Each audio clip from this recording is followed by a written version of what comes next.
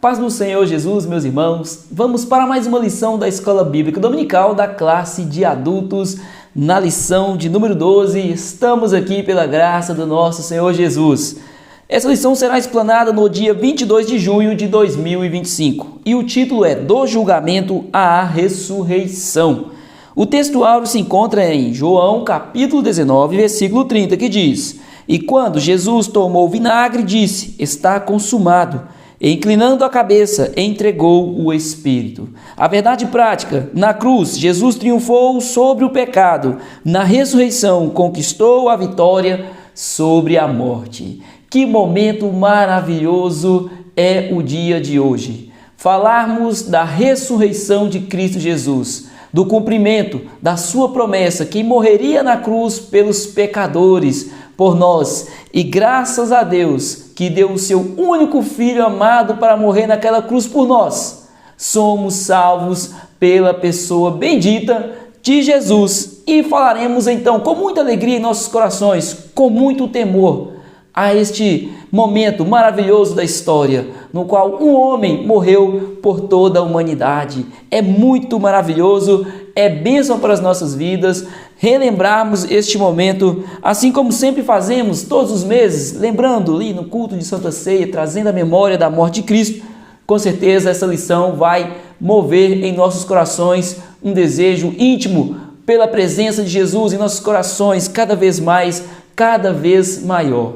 Glórias a Deus. Nós temos também a leitura bíblica em classe em João capítulo 19, versículo 17, versículo 18, versículo 28 ao 30, versículo agora no capítulo 20 e os versículos 6 ao 10. Vamos fazer esta leitura, meditaremos na palavra de Deus, porque ela tem o poder de transformar as nossas vidas. João 19, 17. E levando ele às costas a sua cruz, saiu para o lugar chamado Calvário, que em hebraico se chama Gólgota, onde o crucificaram, e com ele outros dois, um de cada lado, e Jesus no meio. 28.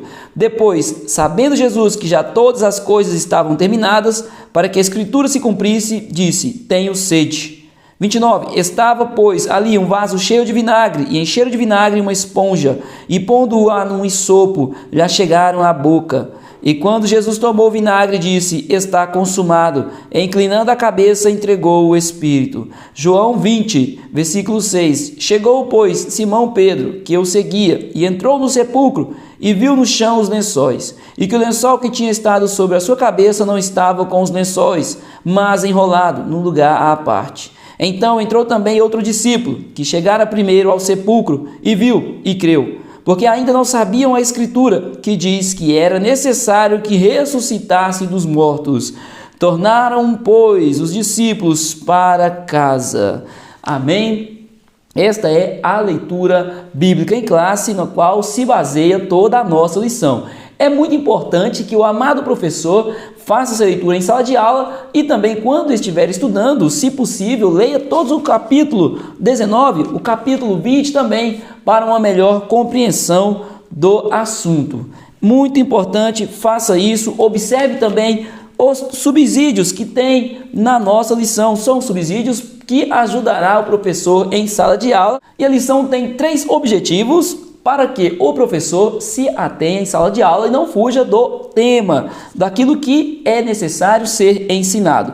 Primeiro, descrever o contexto da prisão e condenação de Jesus. Segundo, explicar o significado teológico da crucificação, morte e sepultamento de Jesus.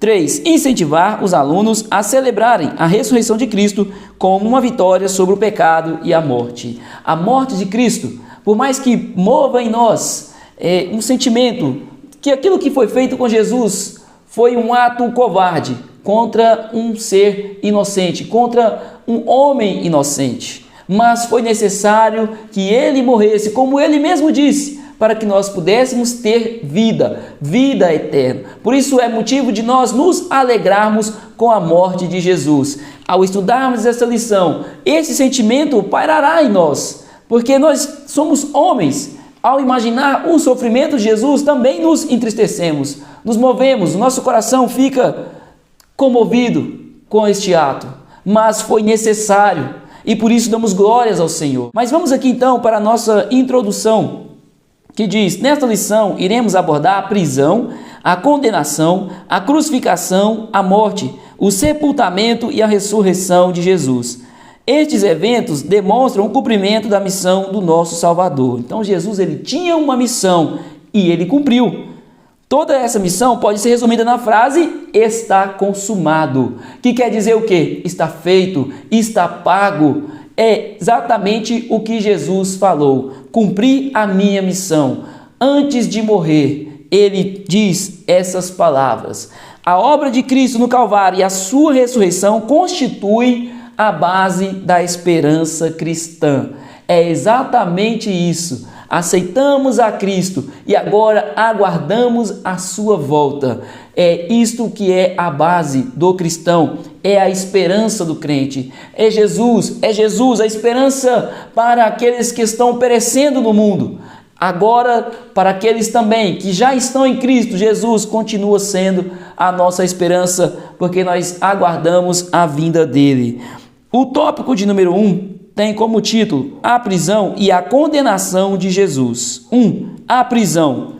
Nos capítulos 17 e 18 deste evangelho, após ter proferido o seu último discurso aos discípulos e os ter preparado para a traição de Judas Iscariotes, Jesus atravessou o ribeiro de Cedron e fez uma paragem no jardim do Getsêmani. Então aqui, vejamos, estudaremos os capítulos 17, 18, 19 e 20. Se possível, professor, tendo tempo, faça essa leitura e se aprofunde. Lembre que antes deste ato de Jesus, antes que Jesus morresse na cruz, teve aqueles momentos que nós estudamos nas lições anteriores, que nós falamos sobre Jesus ali lavando os pés dos discípulos, mostrando que é necessário humildade para que a missão continuasse sendo realizada. Jesus ele anuncia a traição durante a última ceia, durante o momento que estava reunido com os discípulos. Jesus anuncia a eles que haveria ali um traidor, haveria alguém que o trairia,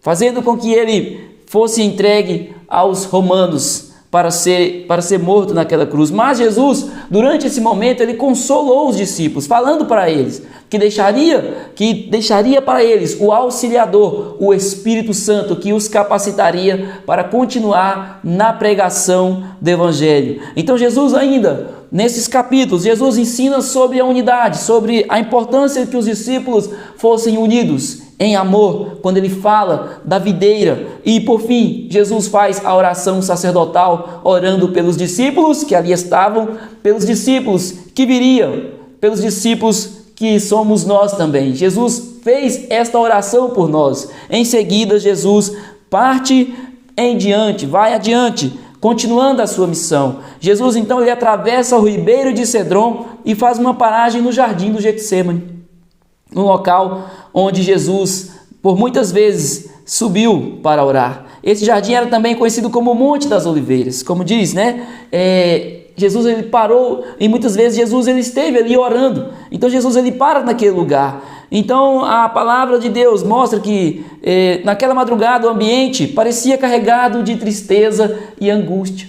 Mas é exatamente isso, um ambiente de tristeza, porque o nosso Jesus estava prestes a morrer. Os discípulos estavam comovidos diante de tal situação. E Jesus, tendo em si essa parte humana, mesmo sendo Deus, ele então sendo homem, ele teve o sofrimento, ele experimentou o sofrimento, aquela angústia, a angústia que muitas vezes nós sentimos, a preocupação. Jesus passou por isso. Nós não podemos calcular o tamanho da angústia de Jesus. Então, os soldados romanos e os membros da guarda do sumo sacerdote foram guiados por Judas Iscariotes até o local onde Jesus se encontrava com os seus discípulos.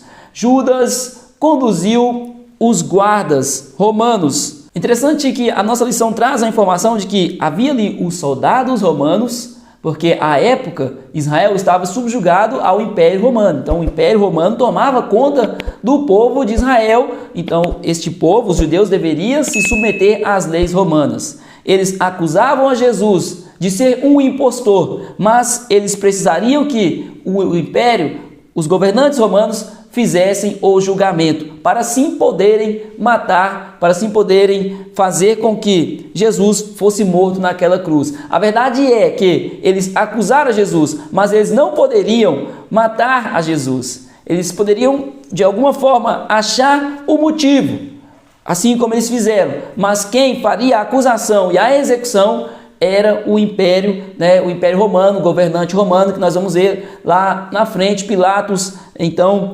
ordenando a morte de Cristo. Então, os líderes judeus, eles dependiam da força romana. Eles não poderiam prender a Jesus, mas eles estavam ali como conselheiros religiosos, como líderes religiosos daquela época.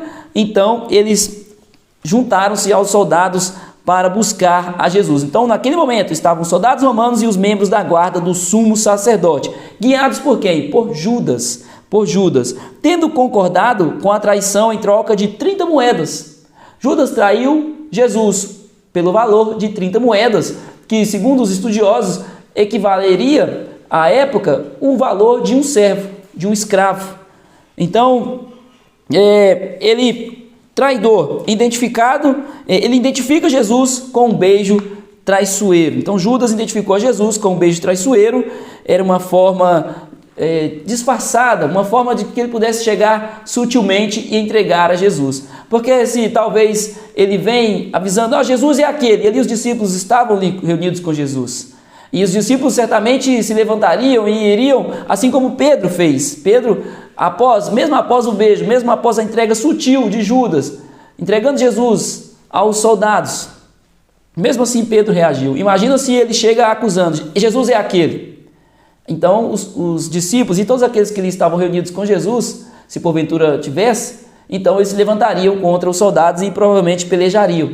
Então Judas, ele foi muito traiçoeiro. Foi, inclusive, porque foi com um beijo. O beijo é um sinal de carinho, de amor para uma pessoa. E Judas traiu com um beijo.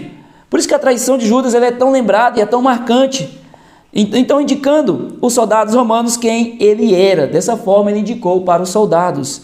Então, eles levaram à prisão e conduziu até Anás. Anás, que era sogro de Caifás. Anás era um líder religioso, um grande líder religioso, tinha uma consideração pelos judeus. Então eles levaram até Anás para que Anás pudesse interrogá-lo. Em seguida, depois de ter sido agredido, Jesus foi agredido enquanto estava ali, Anás interrogava Jesus.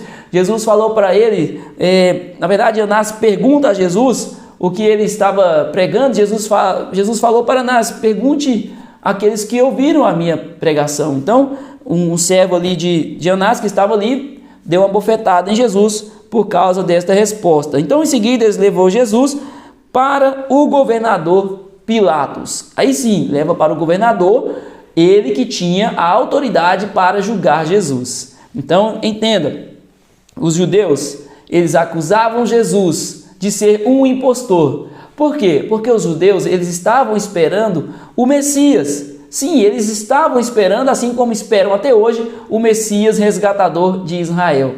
Só que Jesus, ele veio, ele era aquele Messias, ele era o Messias, ele foi o Messias resgatador não somente de Israel, mas de toda a humanidade. Só que eles estavam muito agarrados à lei, esperando que Jesus libertasse apenas o seu povo, que Jesus estivesse apenas ali para eles, que Jesus fosse exclusivo deles. Só que Jesus mostrou para eles que ele era para redimir toda a humanidade, não somente aquele povo, que sim, ele era o rei deles, mas também de todos nós. E eles não entendiam isso e acusaram Jesus de ser um impostor, mas eles não poderiam matar diretamente a Jesus, eles não poderiam fazer isto, era algo que era concernente ao Império Romano. Por isso Jesus foi levado ao governador Pilatos. 2. O interrogatório. De início, Pilatos questiona a acusação feita pelos judeus.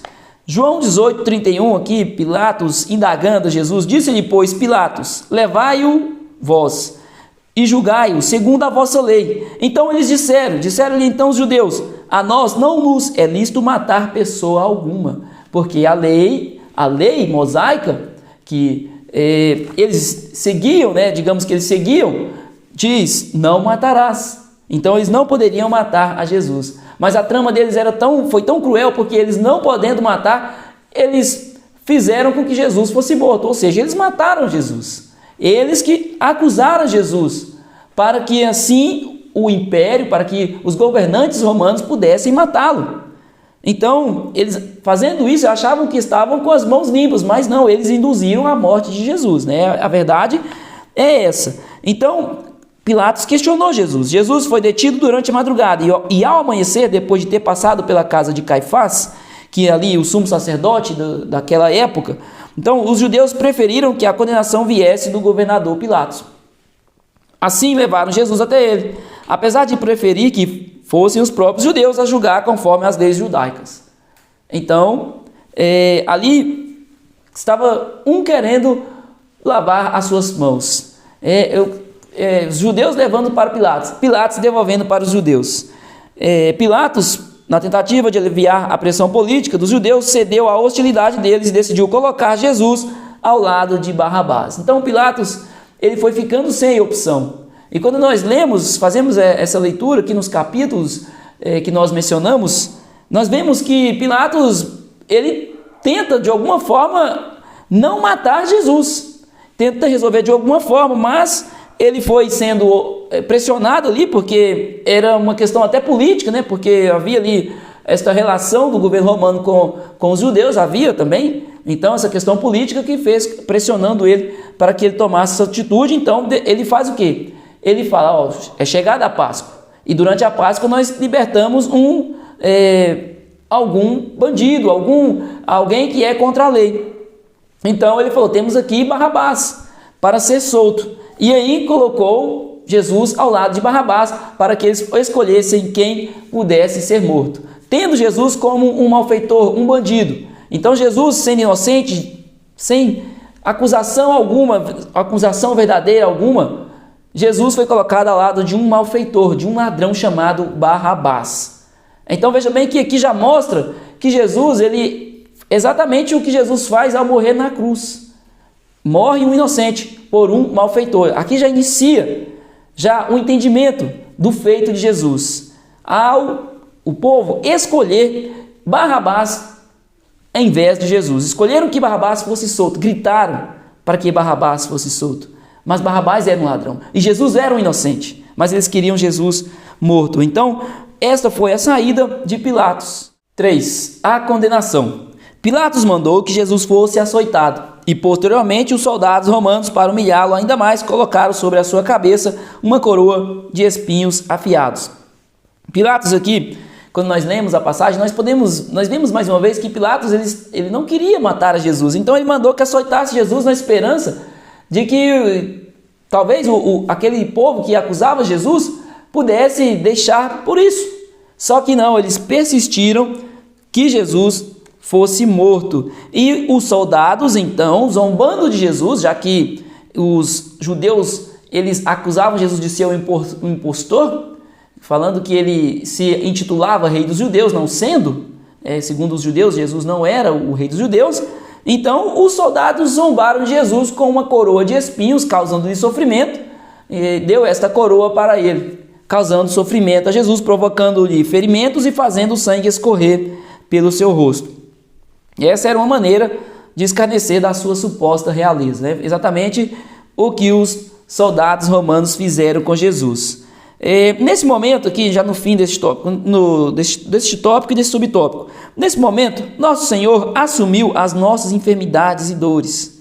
Foi afligido e oprimido, foi castigado pelas nossas transgressões e iniquidades, cumprindo assim a profecia do profeta Isaías, que nós lemos lá em Isaías capítulo 53, e vamos refletir aqui o feito de Jesus, que diz aqui no versículo 4 e 5, verdadeiramente ele tomou sobre si as nossas enfermidades e as nossas dores levou sobre si, e nós o reputamos por aflito, ferido de Deus e oprimido, mas ele foi ferido pelas nossas transgressões e moído pelas nossas iniquidades. O castigo que nos traz a paz estava sobre ele, e pelas suas pisaduras fomos sarados. Mas ele foi ferido pelas nossas transgressões. Então Jesus, ele morreu na cruz, foi por nós. Ele morreu por nós. Todo esse sofrimento que Jesus estava passando foi para que nós pudéssemos ter verdadeiramente vida. E a vida verdadeira que se encontra nele, que o Pai nos dá. Foi para isso que Jesus morreu naquela cruz, para que pudéssemos ter a paz, para que pudéssemos ter a verdadeira alegria. Jesus, então, ele se entregou por nós. Ele se entregou naquela cruz para que nós pudéssemos estar aqui hoje contemplando esta maravilhosa dádiva da salvação. Então, que nós possamos dar glórias ao nosso Deus, possamos dar glória por Ele ter dado o seu Filho por nós, Jesus ter realizado este grande feito. E esta maravilhosa obra continua no tópico 2. Crucificação, morte e sepultamento de Jesus. 1. O caminho do Calvário. Após a tentativa de Pilatos evitar a crucificação e libertar Jesus, não conseguiu impedir o castigo mais severo. Então podemos ver que Pilatos ele tentou, sim, diminuir o problema, a acusação. Ele percebeu que o que eles estavam fazendo era uma injustiça, que não era algo necessário. Não era necessário matar, até então, aquele homem, que não era necessário. Então, Pilatos, nós vemos que, e é muito grande a passagem aqui, né, quando nós lemos, a preocupação de Pilatos com aquela situação. Mas Jesus, também sabendo da sua missão, Jesus, ele continuou firme. Talvez ele poderia, naquele momento, se juntar ao sentimento de Pilatos e mostrar que era inocente, apresentar uma defesa mais feroz diante daquelas acusações. Só que Jesus sabia da sua missão. Jesus sabia daquilo que era necessário fazer, realizar. Por isso que lá na frente Jesus fala, está pago, está feito, tetelestai, não é isso? Está consumado. Jesus, ele sabia da sua missão, estava convicto e realizou. Então isso cobra muito de nós. O feito de Jesus nos ensina tanto, inclusive naquilo que nós devemos realizar, a missão que nos foi concedida. Até isso nos traz o entendimento de que nós devemos realizar aquilo que o Senhor colocou em nossos corações. Nos traz o despertamento para que possamos fazer a sua vontade, para que possamos observar aquilo que está na sua palavra e viver conforme ela requer de nós.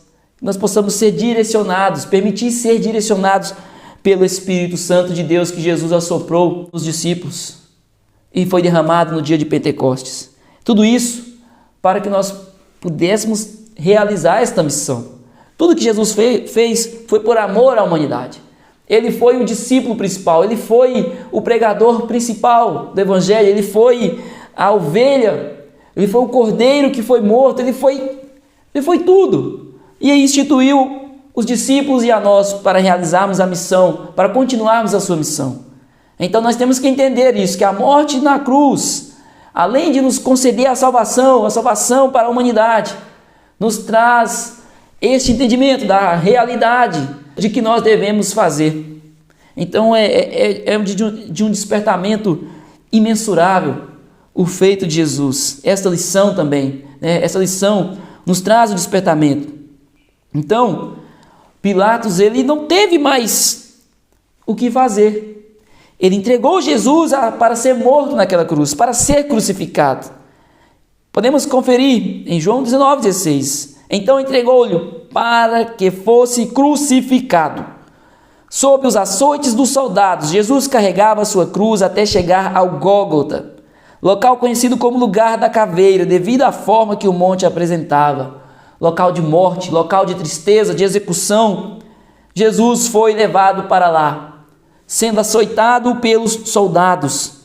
Jesus chega àquele lugar para ser morto sendo inocente, morrendo por nós, dando a sua vida por nós naquela cruz. Interessante que quando nós lemos o Evangelho de João, que é um evangelho muito espiritual, não tão voltado quanto aos outros, não que os outros não sejam espirituais, mas que dão a ênfase maior, a biografia de Jesus, Há muitos atos de Jesus.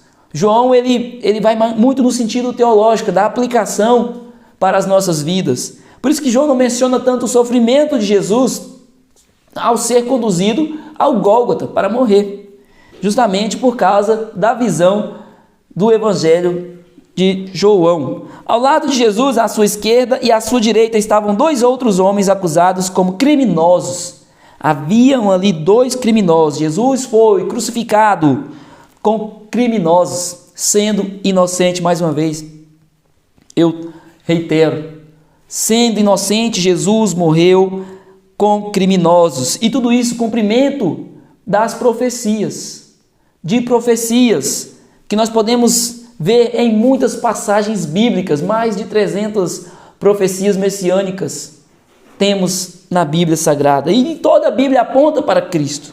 Havia 2 homens ali, e um estava zombando, falando para Jesus: se tu és Jesus, se tu és quem és, nos salva. E o outro adverte ao outro que ele nem sequer acreditava no Pai, e sendo ali naquele momento, naquele último momento de sua vida, ele se arrepende de seus pecados. Então Jesus diz a ele que ele entraria, ao paraíso. E uma das profecias que nós podemos ler está em Isaías 53:12. Foi contado com os transgressores. Então Jesus morto junto com os transgressores que ali estavam. Tópico 2, subtópico 2, a missão foi encerrada.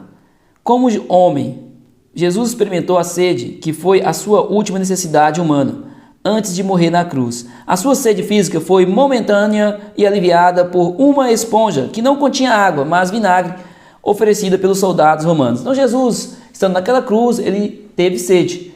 E o soldado romano, a Bíblia mostra que ele utilizou-se de uma espécie de uma flor, de uma planta chamada isopo. Molhando ela com vinagre, ele levou até a boca de Jesus. Então, Jesus ele saciou a sua sede, por mais que não fosse água, era um líquido, era vinagre. Não sabemos, não temos a certeza ao afirmar que se o soldado ali teve uma compaixão ou se ele estava zombando Jesus, porque também o vinagre era consumido também. Na época dos judeus, até então, era utilizado também como uma bebida, mas não sabemos o teor deste vinagre que foi dado a Jesus. Certo é que ele não recebeu água, mas matou a sua sede com este vinagre. Ao pedir água para saciar sua sede, Nosso Senhor tinha plena consciência de que a Escritura estava se cumprindo e que aquele momento final, como homem, se aproximava. Assim, ciente de que sua missão na terra estava completada, não hesitou em proclamar a vitória do plano divino ao afirmar: está consumado.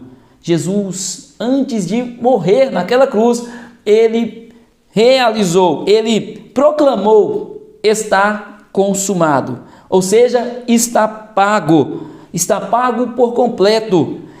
Antigamente, até na época de Jesus ali, observando o contexto, de uma forma comercial, era algo que eles utilizavam. Essa palavra, tetelestai, era a mesma coisa que dizer está pago por completo. Ou quando se aplicava um juízo ali diante do tribunal, se falava esta palavra também com o significado de justiça foi feita. Ou seja, Jesus, agora no sentido espiritual para nós, Jesus fala que está consumado. Ele diz para nós que cumpriu a sua missão, que a sua missão estava cumprida, que ele estava agora redimindo toda a humanidade de seus pecados. Todos aqueles que o quiserem, que confessarem a Ele, que confessarem Jesus como único e suficiente Salvador de suas vidas, de suas almas. Então Jesus, exatamente, ele diz: está feito, paguei o preço. O plano da salvação prometido desde Gênesis, quando nós lemos lá em Gênesis, desde o início, tudo apontando para Cristo, a missão estava então cumprida. Esta fase da missão estava cumprida. E através dessa morte de Jesus, muitas profecias se cumpriram. As profecias que nós lemos, que os profetas entregaram, e que muitos outros, não só os profetas, mas nós lemos até salmos também. Davi, de uma certa forma, passando pela sua dor, pelo seu sofrimento, pelos momentos da sua vida, mas também já fazendo menção de Jesus. E, por fim, Jesus diz que está consumado porque agora o inimigo estava definitivamente derrotado. A derrota de Satanás, do pecado, referente ao pecado. E então, até mesmo da morte. Então Jesus, ele realizou este grande feito. Esta palavra tem um significado grandiosíssimo para nós, né? Esta proclamação de Jesus está consumado. 3. O sepultamento. No versículo 38, aparece um homem que admirava Jesus e era um discípulo discreto e reservado chamado José de Arimateia. Ele fazia parte do Sinédrio, o tribunal judaico, e era uma pessoa abastada. Devido ao temor que tinha dos judeus, mantinha-se afastado dos discípulos. Ele tinha o conhecimento das leis, tinha uma posição ali entre os líderes judeus, mas ele havia aceitado que Cristo era o Salvador da humanidade, que Cristo foi o Messias enviado. Mas ele fazia isso de uma forma discreta. Então, assim também como Nicodemos, que foi se encontrar com Jesus, ele também era um sábio judeu, um líder judeu. Mas ele usou ali, inclusive vai se encontrar com Jesus à noite, talvez evitando problemas com o próprio povo que ele fazia parte. E a Bíblia mostra até neste momento que Nicodemos também estava com José de Arimateia. Durante este momento aqui que nós... Então, ele foi até Jesus. Aqui nós vamos ver, mas conseguiu vencer esse medo ao reunir coragem para se dirigir a Pilatos e solicitar o corpo de Jesus para o sepultamento. Este foi o ato onde José de Arimateia, ele teve coragem e definitivamente mostrou que estava ali por Jesus, em honra a Jesus. Jesus, ele tem esse poder transformador. Ele tira todo medo, ele tira toda angústia, todo o receio, toda timidez, para que nós possamos, sim, fazer a sua vontade, para que possamos viver com liberdade, a liberdade que Cristo nos dá. A informação contida no texto sugere que o túmulo onde Jesus foi sepultado não ficava longe do Monte Calvário. E quando nós lemos lá em Mateus 27, 59, 60, nós vemos que quem doou o túmulo de Jesus foi exatamente José de Arimateia. E isto é também cumprimento de uma profecia que está em Isaías 53, 9, que diz: e puseram a sua sepultura com os ímpios e com o rico na sua morte. Amém? Tópico 3. Meus irmãos, antes de irmos, só quero pedir ao meu amado irmão que deixa o seu like aí, também se inscreve no canal. E vou te pedir mais uma coisa, comenta aí, faz o seguinte, comenta aí de onde o nosso amado irmão está vendo a nossa aula e nos apoie também, falando aí, contribuindo com um comentário, ou com uma reclamação, como algo que nós possamos melhorar. É bem-vindo, meus irmãos. Nós estamos aqui para fazer a vontade do Pai. Nós temos as nossas falhas também, mas buscando fazer o melhor para Ele, porque Ele merece, né? Depois de um grande feito desse de Jesus naquela cruz, Ele merece toda a honra, toda a glória. Ele merece o melhor de nós. Nós estamos aqui, meus irmãos, pela honra e glória do Senhor Jesus. E agora vamos para o 3, a ressurreição de Jesus. O túmulo vazio. Na manhã do primeiro dia da semana, domingo, ocorreu um terremoto na área do sepulcro, e um anjo de Deus deslocou a pedra, sentando-se sobre ela. Foi nesse instante que Jesus ressuscitou do lugar onde seu corpo se encontrava. Então, a Bíblia mostra que houve um terremoto ali, quando os anjos moveram esta pedra. Assim como houve um terremoto quando Jesus morreu também, no qual o véu do templo se rasga. Então, esse é um momento, né? É um momento incrível. Foi nesse instante que Jesus ressuscitou, o túmulo ficou vazio, servindo como uma evidência clara da ressurreição de Jesus dentre os mortos. Se ele morreu, se ele ressuscitou, então ele não estava dentro do túmulo. No Evangelho de João é relatado que após o sábado judaico, Maria Madalena dirigiu-se ao sepulcro, acompanhada por Maria, mãe de Tiago, e Salomé, com a intenção de ungir o corpo de Jesus. Mas por que ungir o corpo de Jesus depois de morto, depois de 3 dias? Porque Jesus ele morreu na sexta, e o dia para o judeu iniciava no pôr do sol. Por exemplo, o sábado se iniciaria no pôr do sol da sexta-feira, e Jesus ele precisou ser enterrado imediatamente, porque os judeus, né, nós sabemos que eles não fazem, muitas coisas eles não realizam no dia de sábado. Então eles enterraram Jesus rapidamente, não deu tempo de ungir a Jesus, então elas foram ungir, terminar ali o trabalho que José de Arimateia começou, né? Ele teve todo um cuidado com o corpo de Jesus, colocando os lençóis, teve todo esse cuidado, mas o tempo estava curto e elas foram, então, terminar este trabalho. Ao chegarem lá, a pedra já tinha sido retirada. Glória a Deus! E ao entrarem no sepulcro, escavado na rocha, não encontraram o corpo de Jesus. O túmulo estava vazio. Glória a Deus! Aleluia, Jesus! Muito obrigado, Jesus! Louvado seja o teu nome, Senhor! O túmulo estava vazio. E agora ele vive. E agora ele está entre nós. E nós podemos nos alegrar. É muito bom, né? É muito bom. O nosso Jesus é lindo. Aleluia, Jesus. Tu és maravilhoso, Jesus. Jesus é bom. O túmulo estava vazio, porque ele ressuscitou. Porque ele agora vive e é a primícia da ressurreição para a vida eterna. Ele é o primeiro que morreu. É o primeiro homem que ressuscitou, que morreu e ressuscitou, e agora vive eternamente. Ele é Deus. Sabemos que ele tem a sua divindade, mas também teve a sua natureza humana. Ele ressuscitou e agora está com o corpo glorificado. E diante deste ato, nós temos salvação nele. E também podemos ter a vida eterna, por isso que ele é a primícias da vida eterna. 2. A ressurreição como base da fé cristã. Em sua abordagem sobre a importância da ressurreição, o apóstolo Paulo dirigiu-se aos coríntios, afirmando que Cristo ressuscitou dos mortos, e que essa afirmação não fosse verdadeira, nossa fé e nossa mensagem seriam inúteis. Por isso que a ressurreição é a base da fé cristã. Para sermos cristãos, temos que confessar que Jesus morreu na cruz por nós. Nós temos que abrir a nossa boca e confessar a Jesus, nos arrependendo dos nossos pecados, apresentando a Ele, e assim recebermos a salvação. Ela é a base, a ressurreição de Cristo é a base da fé cristã. Existem pelo menos 2 razões para crermos nisso. A primeira, baseia-se nas palavras de Jesus, que afirmara ser necessário. Jesus, ele ressuscitou.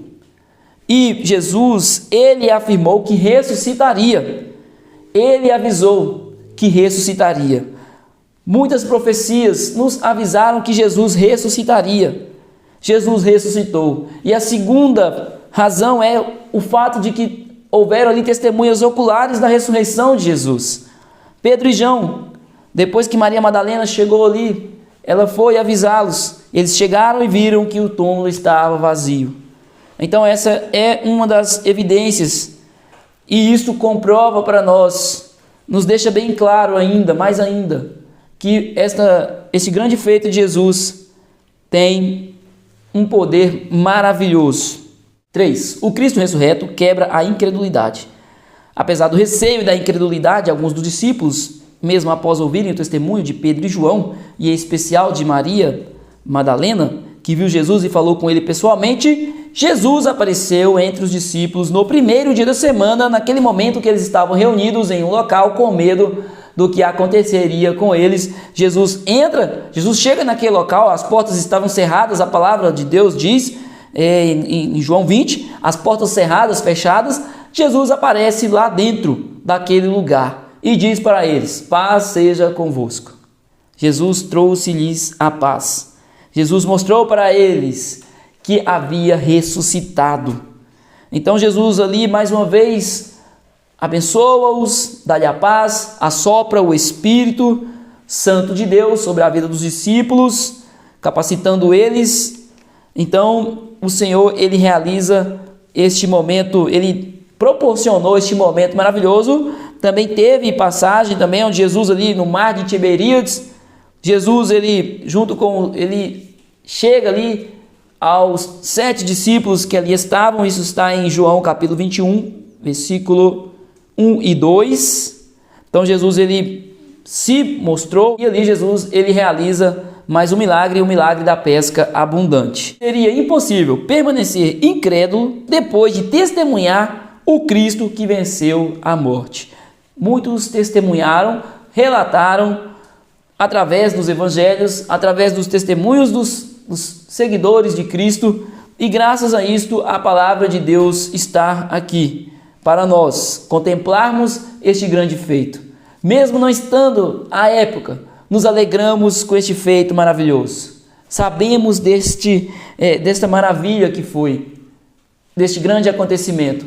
Podemos sentir isso em nossas vidas. A ressurreição do Senhor Jesus é o evento mais significativo do Novo Testamento, não só do Novo Testamento, mas de todas as épocas. A morte de Jesus naquela cruz para redimir o pecador. Amém, meus irmãos? Que Deus abençoe. Encerramos aqui essa lição maravilhosa, que ela possa ter um poder renovador, transformador, reconciliador, para as pessoas que ouvirem esta palavra, que o meu amado professor entregar em sala de aula, e que através dessas vidas, mais vidas possam ser alcançadas, e este ministério que Jesus iniciou possa ser cumprido dia após dia, até quando ele voltar para buscar a sua igreja. Estamos aqui lutando dia após dia, graças a Deus, graças a Jesus. Muito obrigado pelos meus irmãos que aqui estiveram, que Deus abençoe e tenha uma boa aula.